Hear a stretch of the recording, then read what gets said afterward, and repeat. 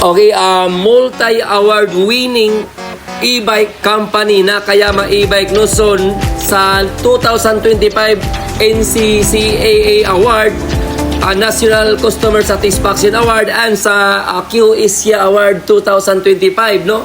So, nandito na po yung mga award ng company to para sa high quality and world class e-bike. Pagdating naman dito sa warehouse, hindi basta-basta mag-select ang Nakayama o mag-display ang Nakayama sa mga branches kapag hindi pasok sa standard ng Nakayama.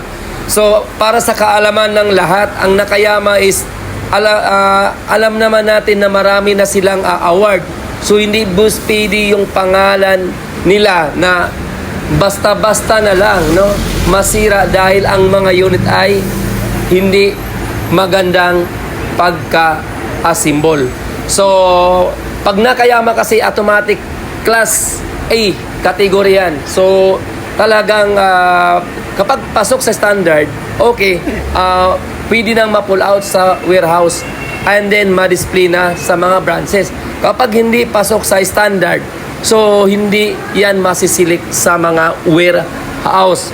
So, yan. So, maybe ipapasa namin yan sa GSA Bike, no? So may mga ano kasing pwedeng pasahan. So yun ang sistema namin. So pwede namin ipasa doon sa GSA Bike. So ganun.